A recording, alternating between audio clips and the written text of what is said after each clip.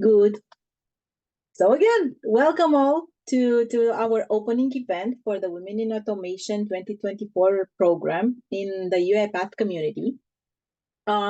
Before giving the microphone to our wonderful panelists and to our moderator, I want to give you all a bit of context about the program and the logistical info about it. So in the ever-evolving landscape of technology, the inclusion and the support of girls and women are not just beneficial, they're essential. And at UiPath, we firmly believe in this transformative power of diversity and in driving innovation. Together with you, with all the panelists and with all our community members, we are working towards a world where women in tech are not just the exception, but the norm. We want to continue to support and to uplift girls and women to make sure that their voices are heard, that their talents are recognized, and their achievements are celebrated. And of course, that their potential is fully realized. And I will now show you what Diana Gray, this year's owner of the Women in Automation program, has planned for us in the next days. So I will share the program page. 1 second.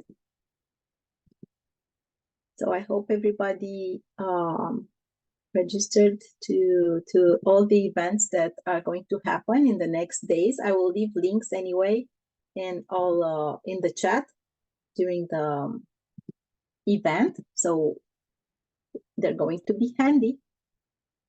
Good. So this is the program page. You will find here also the context and all the buttons that you simply need to push to register for the next events. So we have today's event, the panel, the inspirational panel. And on April 2nd, we have a technical session, Get Your Career Started in Automation. In 4th of April, we have the technical session, Document Understanding and Communications Mining.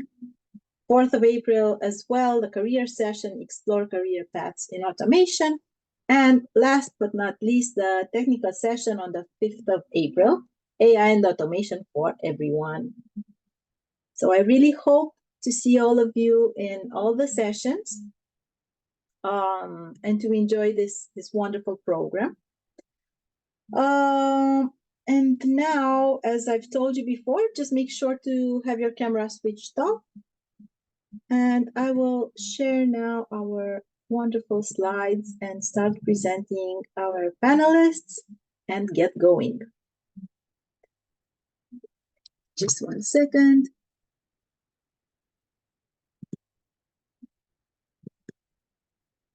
Okay, good.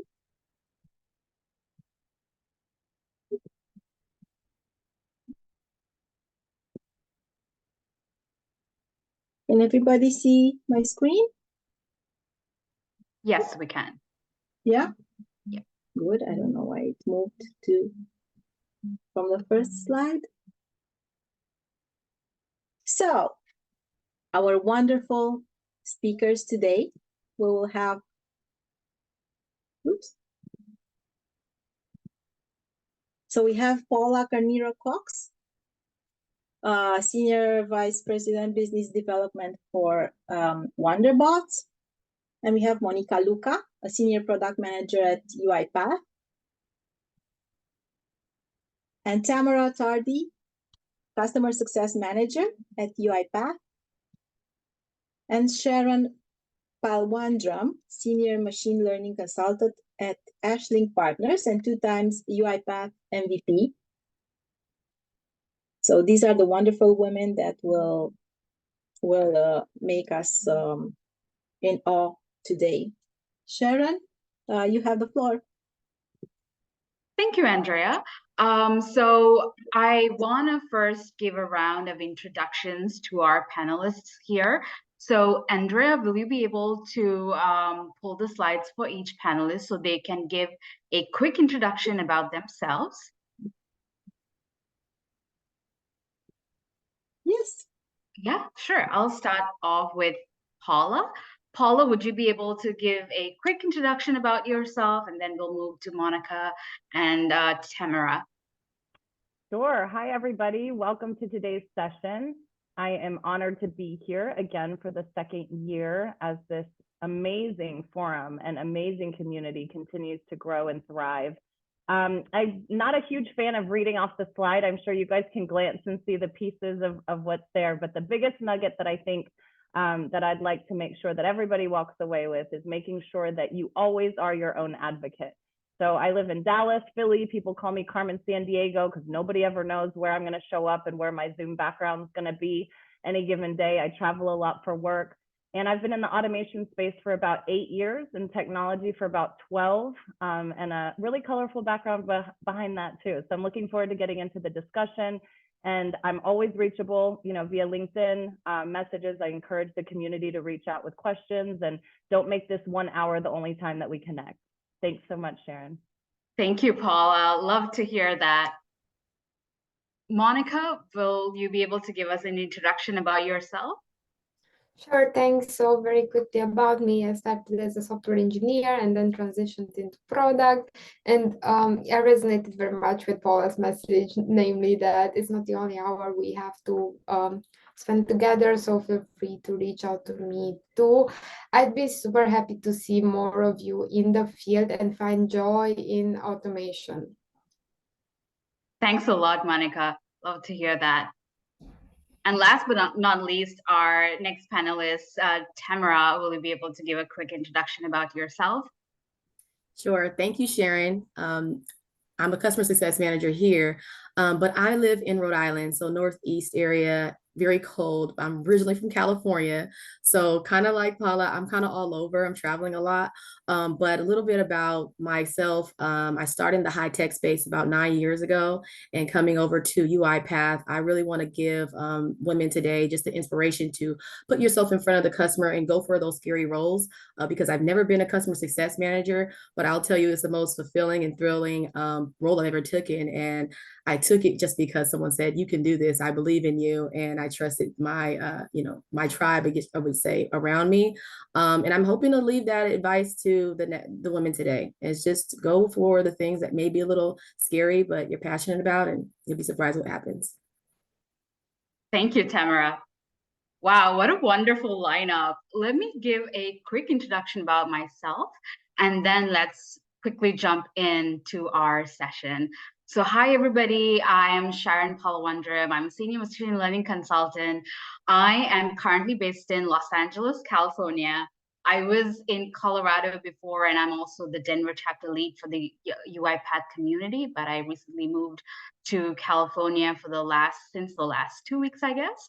I come from a machine learning and artificial intelligence background. So I've been in the intelligent automation space for a little bit over 3 years, but I've been doing machine learning and AI for 7 years. So I'm really excited to hear from the wonderful panelists who have joined our session today. And what got me really interesting was all 3 of them jumped in to say, hey, if you have a question, don't forget to reach out to me. Don't worry, you got me. And even Tamara was saying, don't be scared to do what you want to do and take that next step. So that being said, I am very excited to kick off our panel session. But before that, I want to give a shout out to the incredible women behind the Women in Automation series, the UiPath community managers, Karina, Diana, Christina, and Andrea. Thank you again for the incredible organization and the uplifting that you have done in the community in the month of celebrating women. So thank you again. And that being said, let's dive into our panel. So how we are gonna go is I have a couple of questions and I will be asking the panelists, but if you, the audience, have questions that you wanna ask at the end of our session, please feel free to add them in the chat. So that being said, Paula, since you gave the introduction first, I'll start with you. So what inspired you to pursue a career in intelligent automation? And would you be able to share what challenges you faced along the way? Yeah, sure. So I'll start by saying I wasn't inspired to join intelligent automation. I actually wound up here. through a series of fantastic opportunities that I was given. And I echo what Tamara says about listening to your tribe, right? Because if you look at my LinkedIn and my career background, I worked for a multinational elevator company as a process analyst. I worked for BlackBerry before it was called BlackBerry. It was called Research in Motion. I also worked for an M&A company that used to be called Donnelly Financial, and it was a big multinational institution. It's now rebranded DFIN. And all of these organizations were multinational that had nothing to do with intelligent automation. In fact, this was before intelligent automation, the term was coined. But what they all had in common was that my job was to help people understand complex topics. And so with that, what I was able to learn is that as emerging technology happens, because back in the day, the BlackBerry was emerging, guys. Those buttons were power, right? So along the way, I always got ahead of what was coming up and was able to explain it to the business leaders. So when intelligent automation was born, my process improvement experience, right, and the art of Visio diagrams before they turned into wireframes that we now automate and develop, that was the precursor to what we call intelligent automation, data structuring, and ultimately AI today. So I think I was inspired by always following what I was good at and always trying to make a path for myself amidst whatever job I was in, whoever I was working for, just making sure that storytelling about those complex topics was always the case. Now, the challenge in not having a traditional AI background and framework, and then of course, the limited representation that we have of women in this field, right? That was a challenge, you know, and even though I'm not that old, I'm old enough to have experienced, you know, significant bullying in the workplace.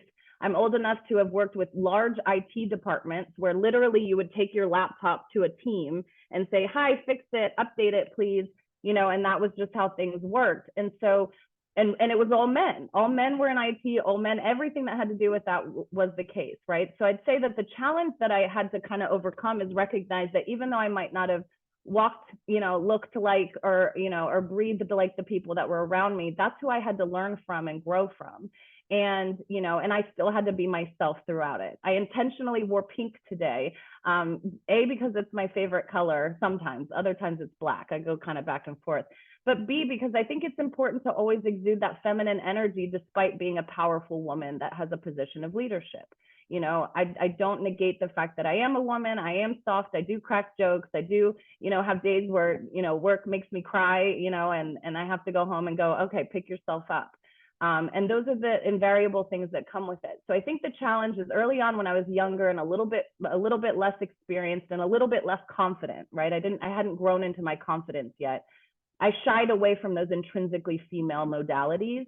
And today I live, breathe, and, you know, exude them in everything that I do. So I didn't intentionally end up here, but this is definitely the path that I was meant to be on. So I'm so grateful to be a woman in technology and to be able to share with, you know, intelligent automation community and help you guys see there's so many career options within this little space within the big cosmos that is technology. So thanks so much for that question, Sharon.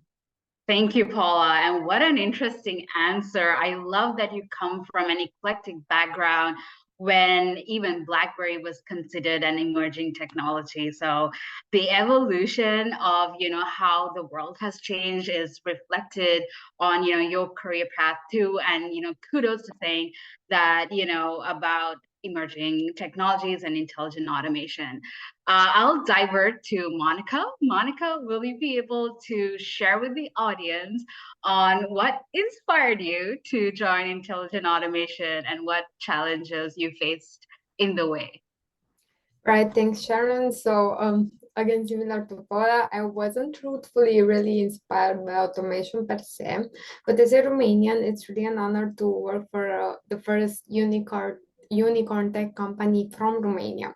So this was basically my primary motivation because little did I know about how UiPath impacts the lives of thousands. So I was really inspired to go into automation. However, it's what keeps me going and what keeps me doing automation. And this is the thought that our products are saving the most valuable resources for people, which is time. So I really resonated with the mission of the company, in which we wanted to have one robot for every human, because hey, who doesn't want a helping hand, and who doesn't appreciate more free time? When it comes to challenges, I guess my biggest one is not necessarily women specific, but rather career-wise specific, namely prioritization. I was mentioning about the most valuable resource of human beings, namely time. And it really represents a challenge that I have to focus my time on the things which are mostly burning, which have the highest impact and the highest reach. So I would say the prioritization is currently my biggest challenge. I keep thinking about how I can ensure that I keep my focus on the most valuable issues, that I stay up to date with the latest technology, while also accommodating new feature requests to increase user adoption, because as a product manager, this is one of my goals. And finding the balance between all these, I believe, is key as well as a challenge. And being organized and finding this balance, I feel that is kind of like a woman's skill to have, because we tend to keep calm in stressful situation and also bring some order in chaos. Thanks, Monica, for that transparency. I think you resonated with a lot of delivery folks who work, in the tech space, and who need to be and who have time as a commodity. And thanks for sharing your story on how you joined UiPath as well. Tamara, I am going to hand the floor over to you. Please share with the audience what inspired you to pursue intelligent automation, and if you faced any challenges in the way and what they are. Yeah, so quick background. I come from a sports background. I'm a former athlete and played Division I basketball. And then prior to even coming to the high tech space, I was doing all odd jobs in sales and services. I didn't really know what I wanted to do, but I knew I was really good at making people feel comfortable and explain, like Paula mentioned, the complex things. And I was a techie, I called myself. I just wanted to figure out the new trends. I was really always compelled to just really figure things out. So I had got into this industry by my sister, realizing I'm smarter than her in tech and I need to be doing something in tech because she was working for a technology company. Well, hindsight being 2020, I come into UiPath by just searching and seeing what's the latest hot thing. And where I was working, everything was, if you can automate it, you need to automate it. If it can be automated, automate. And automation was hot at the time, but the thing that got me was the problems it was solving. So during COVID, I was reading stories about how automation was solving problems, especially in healthcare, and different ways of using technology. And I've always been a person who's like, how can I use technology to solve problems? Whether it's in sports, whether it's in the community, whatever it is. And another thing, it made me think of the iPhone. I was getting to a point where I was like, this seems like it's a hot thing, like the iPhone was. I was up all night. And so my passion for UiPath came from just studying what works, but what solves problems for people at a bigger scale. And then this role in particular, the challenges it brings is unprecedented. Like, I will tell you, the thing that gets me is every other month, I feel like I'm actually in the seat with my customer and I'm actually helping them solve problems that matter. When I was in IT, I started an IT leadership program. And the thing that was kind of hard for me is like, is this really making an impact? Is this really fulfilling, what I feel like at the end of the day, I can go, 20 years later and say, this is what I did, to my kids. And I didn't really feel that all the time in the IT space I was in, but now coming more in the customer facing roles, I feel like it's a challenge because you have to put put the perspective of the customer first. But the other challenges, sometimes it's very hard to be that advisor, have that kind of customer-centric mindset when you're also having to take care of objectives in your own personal day-to-day and your role. But what I feel like helps a lot is having discussions with leaders, with your stakeholders internally, and really getting a bigger perspective of what matters, what value matters, and how to kind of bridge those gaps internally and externally. So I think the challenges are always going to be there, but as long as you know how to use the resources internally, you'll be fine. Thank you, Tamara, for that incredible answer. So you mentioned about the challenges and how you need to reach internally or reach out to the right resource to get that information sorted, or get that answer. So on that note, I want to reach out to Monica and ask a question to Monica, and then I'll fall back to Paula and Tamara. Monica, will you be able to share some setbacks and failures that you have faced in your journey and how you overcame them to bounce back? Yes, so I think that looking back, I faced certain challenges which I did not realize at that time that they were setting me back or they were challenging for me, like wrongly prioritizing features and then having up customers crying on my back because I didn't pay enough attention to them, or having a customer scream louder, so I would prioritize his feature instead of prioritizing a feature which would have either a higher impact, unblocking certain use cases, or delivering the feature for the highest crying customer instead of a feature which would be applicable to multiple customers. So those are all like job specific challenges which I had to deal with, and eventually which are things which I think are pretty much obvious at some point.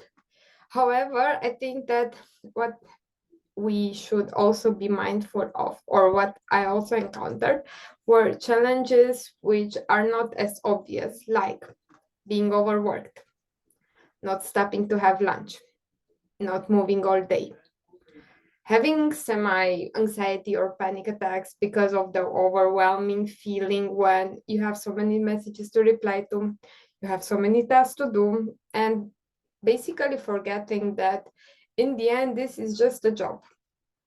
I believe you require a certain either calmness or seniority, maturity to realize that there's only so much you can do.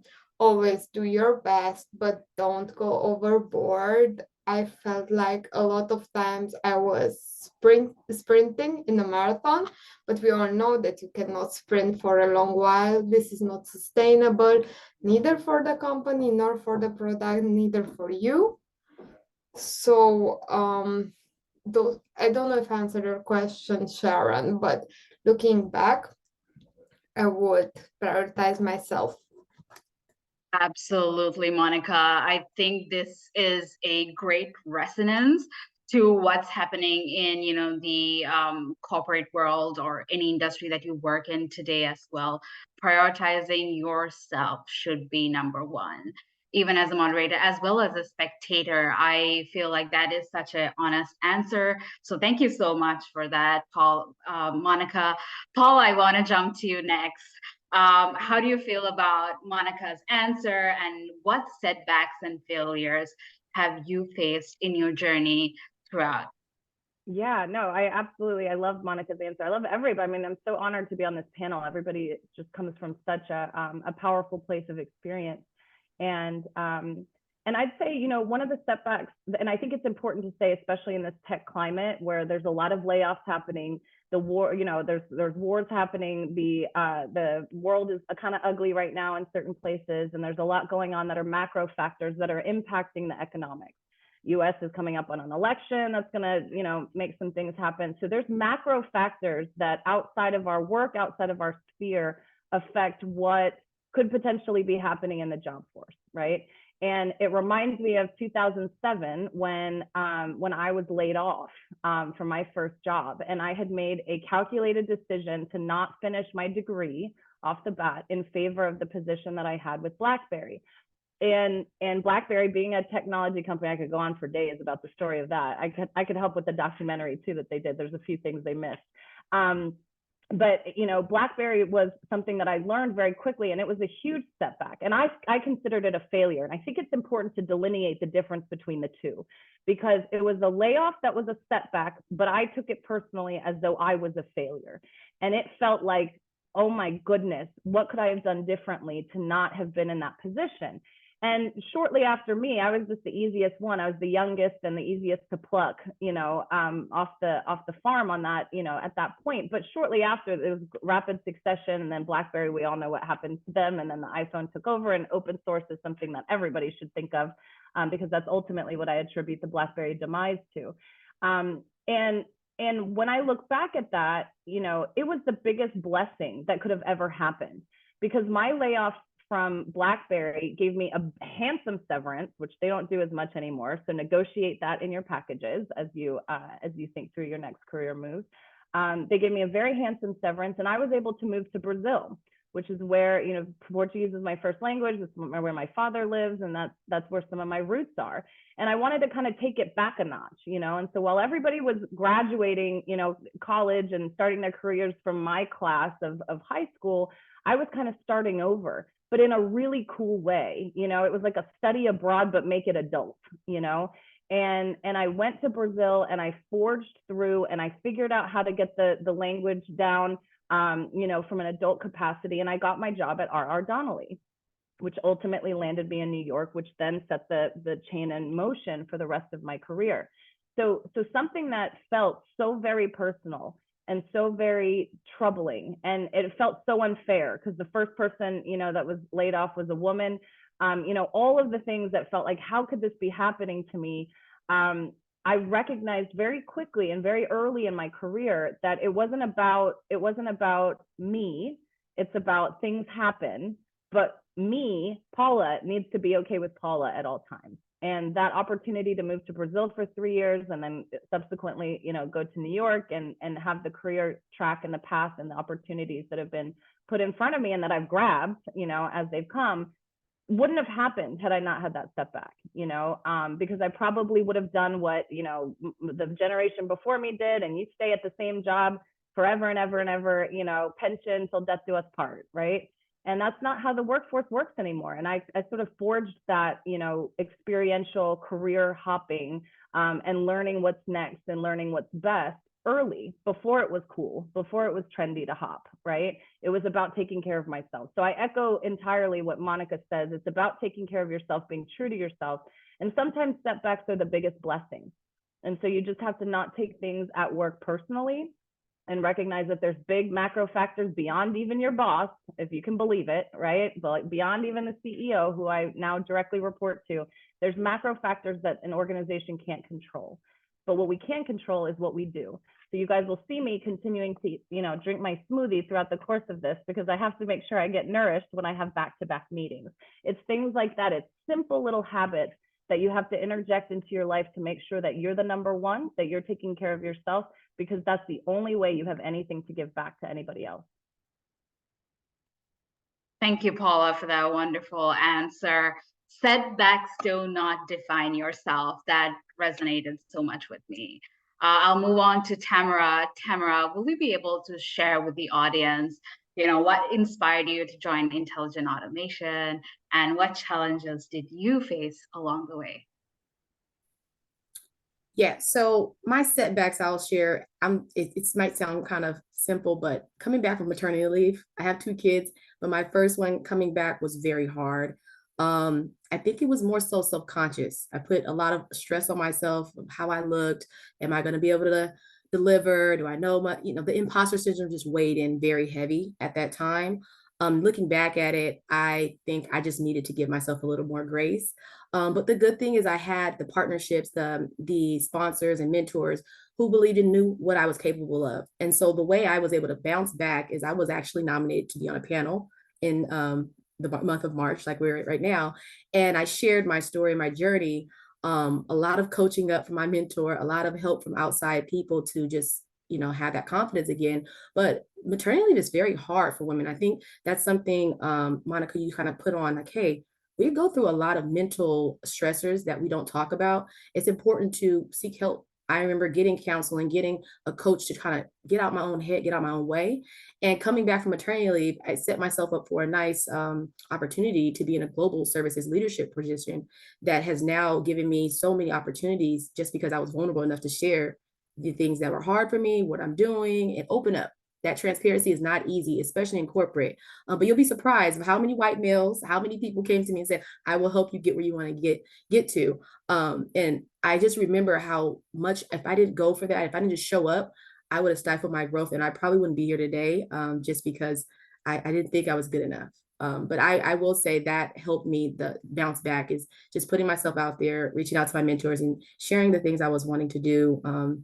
But maternity leave is tough. And that was one of the biggest setbacks for my career, I would say.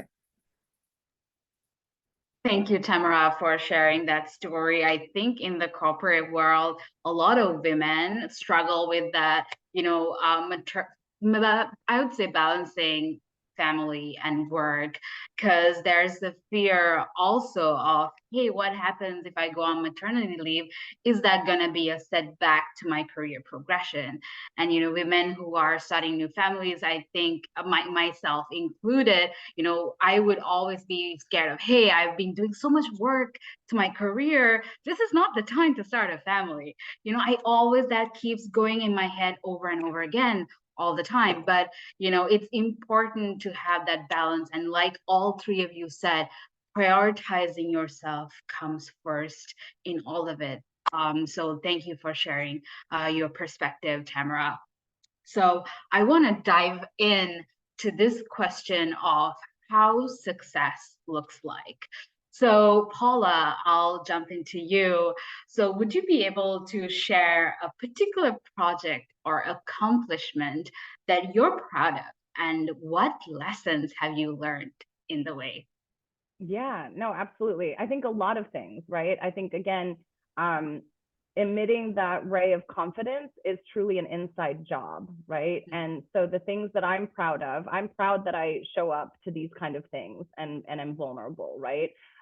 Everybody probably thinks that this is so easy and comes naturally, but I have tummy flutters every time I do one of these speaking engagements, no matter how many times I do it, right? Because I know that something I might say could be very impactful to somebody. And I want to make sure that my message is authentic, it's genuine, and it's pure. And so, any type of overcoming, even stage fright, I think I'm proud of myself for showing up. And I think it's important to say I'm proud of myself for just showing up, right? I know we have a diverse panel where there's Europeans on, so you guys have a little bit of a different work-life balance intrinsically laid into your labor laws.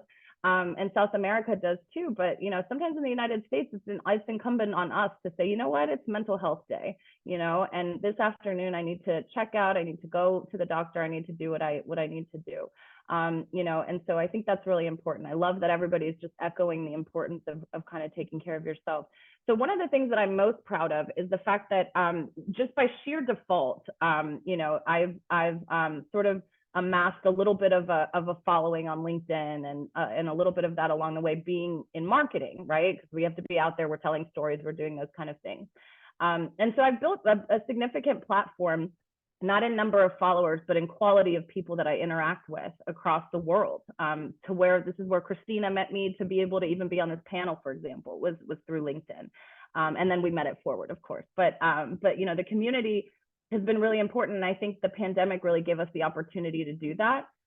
So this year I decided that I was going to use my platform, not only for selling intelligent automation and helping people understand how to adopt AI, but for a Women's Week. And so this week, in fact, right after this panel, I have another one where I've had 8 women from a diverse round of backgrounds, join a panel each day at 11 o'clock, representation from Pune all the way to LA, this fantastic crew of people coming on to share their experience. And I'm really proud of that, because that has nothing to do with work, but it has everything to do with work, because it's leveraging what I've done and the time that I spend and the effort that I put into my job, and taking the nuggets that I can from that and applying them to my passion projects. And I think that's, at the end of the day, what balance is.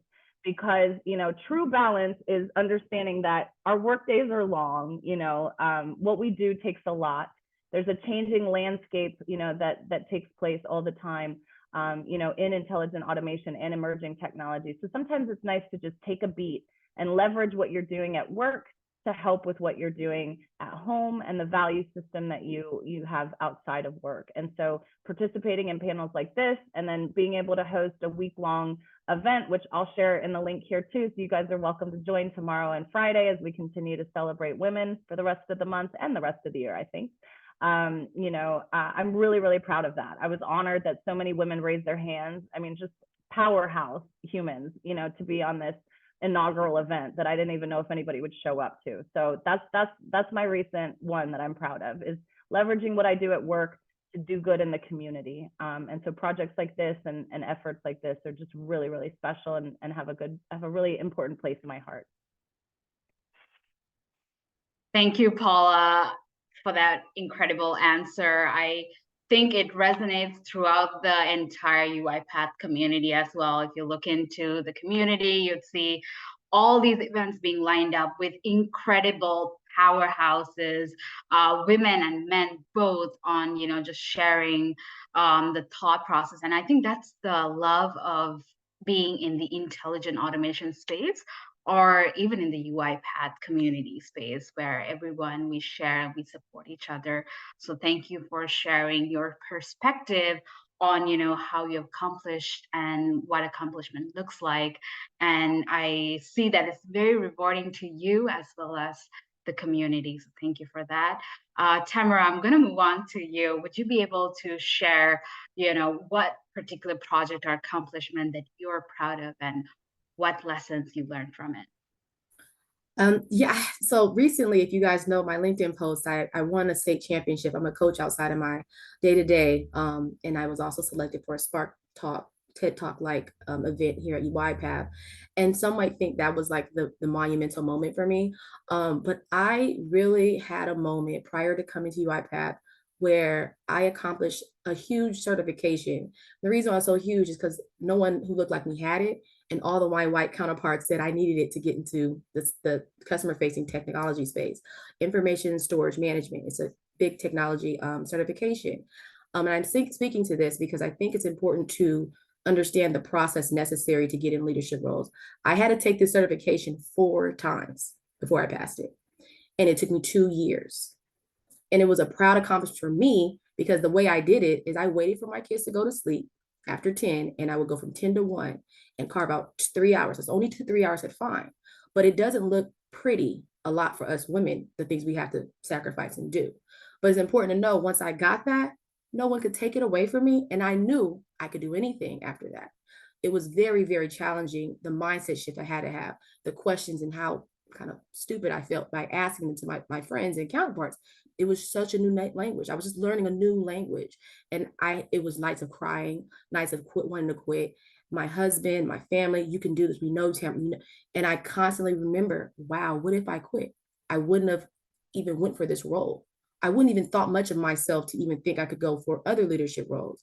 So I think for women, we kind of have a fresh perspective, but we also have to trust the process, because a lot of times it looks like a lot of failure and then boom. And same with my state championship, you guys saw I posted on my LinkedIn. I lost a lot, like a lot.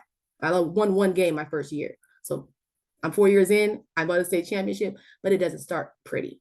And I just wanted to kind of level set there, because that accomplishment for me about 3 or 4 years ago set me up to believe in myself to go for other things in leadership roles in places that didn't look like me. So I'll leave it there. Thank you, Tamara, for sharing that insight. It's incredible to see how you come in from the sports space into tech, but it feels like it's all, we go through the same steps to get there. We go through the same challenges and setbacks to get there. On that note, I want to ask you, if you have an advice that you want to give to your 10-year self, for you 10 years ago, what would that advice be? Just one, right? Yeah. Oh, well, I said it already, but seeking fresh perspective, I think, and thinking bigger of yourself is important. As much as I want to say, just go for it, all that, a lot of times I was asking for feedback from people who didn't even aspire to do much in their lives. And I realized, man, if I would have talked to my mentor who was a leader in SVP or CEO a long time ago, I would have thought, oh, I can do this. I just have to learn this, or I have to just do that. I think it's important to seek out fresh perspective, but also share your aspirations. The reason why I believed I could do a customer success role or just a customer facing role is I had a mentor say, Tamara, I'll put you in front of any customer. I'm like, what? She worked at VMware, by the way. And I'm like, are you sure, Hannah? And she said, yeah, you would kill it. And I'm like, well, her belief in me just gave me a curiosity to go and open up a book about pre-sales at the time. I was like, well, I definitely can do this. So I think it's important to not only believe in yourself, like we all say, work hard, all that's great. But when you seek fresh perspective of someone who doesn't even know you from your background, you're put in a different environment. You're like, wow, I should have, said something earlier. But it's a process, and I think in seeking fresh perspective, you'll be surprised at where you can go in the areas and the people you'll touch and the impact. So that'll be my one if I had to. Absolutely fantastic, Tamara. I think in anywhere today, sometimes if this resonates with you, the audience, from my perspective, I feel like I have tend to make myself small intentionally just because I feel like I'm taking too much of space. So, I've tried to overcome with that. And I think your answer was so resonating for me because, you need to set yourself high and you need to keep in mind of your worth and, of your accomplishments and, what you need to attain. And you never know because the levels ahead of you, they may not even have the same skill set, the same knowledge that you possess, but you would know if you didn't try. So thank you so much for that answer, Tamara. Monica, I want to dive into you. So I know you are a big personality in the community product space. You release so many products in AI and document understanding. So would you be able to share something that you've accomplished and what lessons you learned on the way?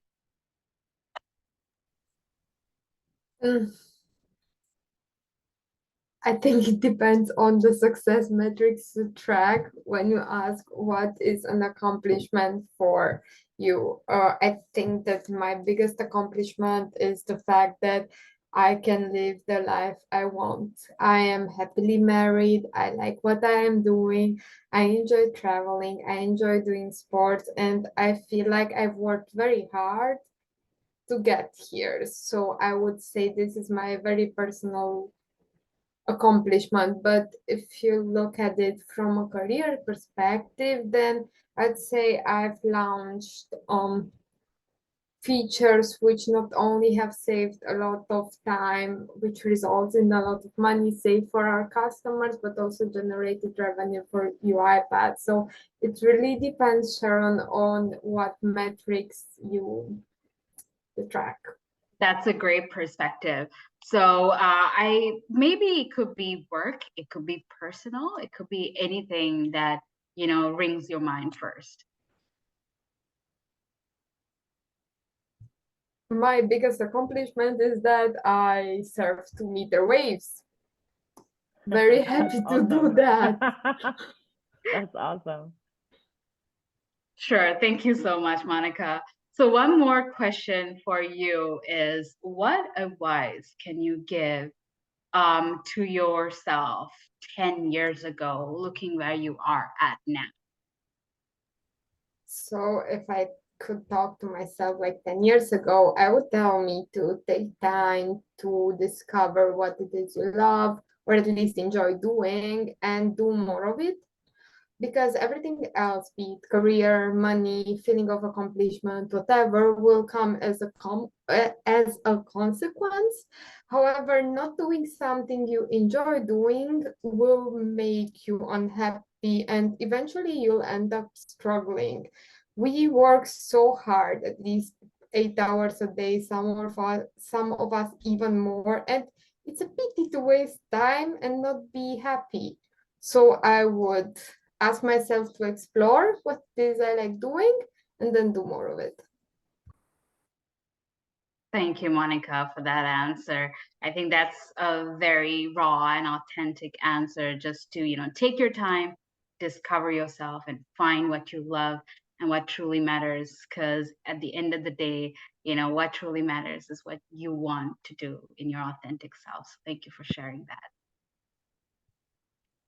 Paula, I want to dive into you. So tell us about something that, some lessons that you've learned, and what would you like to share for yourself 10 years ago? Yeah, so to add something different, because I agree with what everybody said already, is that I would tell Paula 10 years ago, I'd tell 10-year-old Paula, honestly, that you have a 100% success rate of making it to tomorrow. because I think so often we get paralyzed in the day and, oh my gosh, can I make it through the thing? And oh my goodness, that thing is in the tomorrow. And am I going to prepare? Is it going to be okay? Is it going to be right? And you know what, everything, I can't even remember all the presentations and pitches and, interviews and things that caused me so much angst, along the way, relationships that were broken, on my path to meeting my husband, all the different times that I would have said, I am not going to make it. I can't get through this. I would tell little Paula, you have 100% success rate of making it to tomorrow, because I think it's true. And B, I think it helps us kind of desensitize the things that we make a big deal, because again, it's about looking inward. And when we focus and prioritize ourselves, the things don't matter as much. Thank you, Paula, for that answer. To our panelists, this entire conversation has been so insightful to me, as well as I'm sure the audience, on your authenticity and on your raw answers. So thank you once again to all three panelists for this incredible answers and providing an incredible session today. So we have 10 minutes left in our session. So I'm gonna dive in to our Q&A. So once again, if you have any questions, just feel free to add them in the chat. But I wanna add some questions that have already been asked in the chat, and I'll open it up to the three of you, and feel free to answer in whatever cadence that you want. So one of the questions that is, how do you respond to others that say AI cannot solve everything or improve everything, and that you are overly optimistic, especially when introducing what is often foreign concept to the C-suite? I'm happy to take that. I feel like you guys are way more techie than that, but because that's what I do is I explain to the C-suite the emerging technologies that they have, right? And so the thing is that, I spoke in Mexico 3 weeks ago about AI to a room full of CIOs. And one of the questions at the end was, how do we measure risk and reward from adopting AI? And I said, you can't until you do it. So just like how BlackBerry didn't take the path of open source applications, which is ultimately what their demise was, in favor of iPhone being cool and sexy and having the app store with all the different ways that you could interact, BlackBerry went down. And it used to be the most secure. The president of the United States and all Congress and all governments wouldn't use anything but BlackBerry. And then they had an ultimate demise. So my answer to that is that we are optimistic about it in the field because we know that it exists. But until you put it to work and begin to create what you're going to do with it, the data structuring required or the large language models that you ultimately employ to start making those predictive and prescriptive decisions, you're not going to get anywhere. So my answer to that is to just remind your stakeholders that you can be BlackBerry one day and cease to exist if you don't adopt AI. That's a wonderful answer, Paula. Thank you so much. We've got another couple of questions, so I'm going to walk through those questions. So Mallory asked this question. So she says that I've been involved in my company's citizen development program for 2 years and now have some coaching, technical, project management experience around automation projects, which I'm loving. I do not have IT backgrounds, but my soft skills are stronger than my technical skills. So my question is, what technical learning should I focus on building my foundational knowledge in order to move over to a tech role? Have you given our academy courses a try? Because they should set you up. Besides that, we also have a wonderful community, as you can see here, which you can reach out to, and we have various channels where you can reach out to us. But if I were you, I would start with Academy. It should give you a pretty good grasp of the basics. Once you've gone over the academic courses, try to implement the use cases you are interested in automating, because my assumption is that you are a COE or you know the business processes very well and you already have an idea of what to automate. So after having a foundational knowledge of the art of the possible I would try to implement it and reach out to us in case it's not working. But Sharon, I think that you as an MVP would also have some good advice here. Absolutely, Monica. When you first said UiPath Academy, I was like, yes, absolutely. A couple of months ago, we did a series on artificial intelligence and document understanding, an introduction and how to get into the AI space. And something that I love is, UiPath Academy not just offers UiPath solutioning and UiPath knowledge, it also offers general knowledge. So if you are curious on, what is artificial intelligence, why does UiPath care about artificial intelligence? What is the tie? UiPath Academy is a great space because the document understanding course has one session on what is AI. What are the capabilities of AI? What is, how does the bridge gaps between UiPath and AI? What are the product offerings? So if you come from a completely non-technical background, that's a great introduction for you to just understand how, on a high level basis, you learn the knowledge. And also, if you have, if you want to dive deeper, there are free courses everywhere. Like Coursera has introduction to technology, introduction to a business analyst, or any other, project management that you need. UiPath also has their business analyst program, as well as, now they have solution architecture. So be it any vertical that you want to scale in, UiPath has that, career pathway and the technical knowledge that you need or the skill set that you need aligned. So that's a great space to start. And thank you, Monica, for that answer. And I'd also say that the community has put together a few career days too. So register for the rest of this event over the next couple of weeks, because there's one about how, literally, I think it's called How to Get into Intelligent Automation, the career path. And then invariably the people that are involved in the chat for those are going to be great networking opportunities for anybody that's trying to get into it. So leverage this forum as well. That's a great call out, Paula. Thank you so much. And that's the continuity of this series. And I know our series is called the Inspiration Panel. So yeah, truly inspired to today, as well as, the rest of the days to come. So yeah, if you have a chance, please sign in to the rest of the series. It's truly an incredible opportunity to get to know incredible women and real powerhouses, and to learn in this Women's History Month. So one other question that I want to ask to the three of you is, it's from Andrea. Andrea, I'm going to read your question out loud. She says, I'm curious, how do you envision the future of women in automation and technology, and what can we do to pave the way to them? So I envision a lot more of this, a lot more of these discussions, a lot more of these communities. I just think that these conversations are what propel us to recognize that there is room to improve, right? Because until we all get together and begin to talk about these things and see the questions that people have about how do I hop from admin to IT, or, this to that, I think that's the only way that we're going to continue to say, hey, it's okay to be a tech nerd and be a woman, right? And it's okay to be in intelligent automation and not be a man. And even though the representation probably isn't the percentages that we'd love to see yet, more and more, and then I look at it again, I'm always looking at the macro lens from a bigger perspective, we're seeing more and more women on board seats. We're seeing more and more with the Fortune 500 having women of color, women of diverse representation on board seats.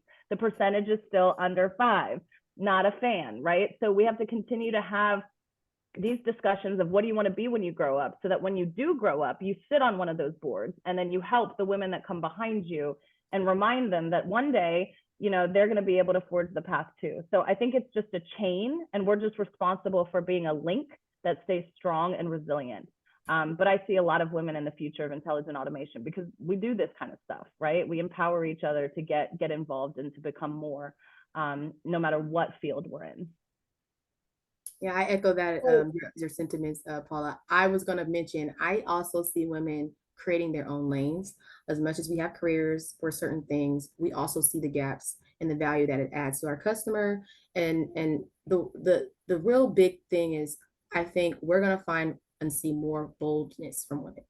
I think these are impeccable and invaluable conversations we're having, but I don't know how many's on this chat, but I know there's so many women that are just like me and smarter, that just need for a Paula to meet a Monica, meet a Sharon to say, oh shoot, I was thinking of the same thing, but I did this and I'm now thinking of this. What do you think about this idea? I think our ideas are going to propel us forward, and us championing, hey, maybe it's not a lane that is created and we have to create that new lane and that new role, and then look up and see how monumental it'll be in the future. But I see roles that we don't even know of happening, and us being the pioneers of them. So yeah. To what you ladies said, I just want to add, if I were you, I would just try to find a mix between the sense of accomplishment and discipline. I think you can do anything you are set out to do. You are strong, you are unstoppable, but you need to be disciplined. Let's face it, it's not easy. Keep hanging in there, work hard, it'll pay off. Be patient with yourself, and yeah, just keep going and you'll do it. Phone తీసుకురా okay? Tina? Sorry, I didn't hear.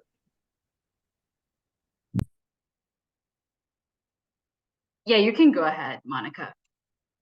No, I just didn't hear you. Okay. My advice is just keep going, even if it's difficult, because it is. That is a very good answer from the three of you, Tamara, Monica, and Paula. Once again, we had an inspiration panel, and I think I am inspired by all your answers today, and I hope our audience has been inspired from the first kickoff of the Women in Automation series. So to our panelists, I want to thank you for attending today and sharing your thoughts and your experience in the industry. I think that has a sense of, solace, comfort to me, at least. I'm like, yes, you are facing the challenges that I have been thinking of. So I feel heard, and I'm like, okay, these are the questions, these are the solves, these are real issues, and they are real. And thank you so much for sharing your feedback. And this concludes our first session in the Women of Automation series. So before the audience drops off, I want to tell you guys to switch on your camera so we can take a quick photograph of our first session before we conclude for the day. So thank you all for joining, but please feel free, if you are comfortable with it, to switch on your camera. If not, it's completely fine. So we can take a quick picture of our first session. All right. So Andrea, I want to ask you a quick question. Will you be taking the photograph? Maybe a screenshot of it? I am right now. Awesome. Everybody smile. Taking one more.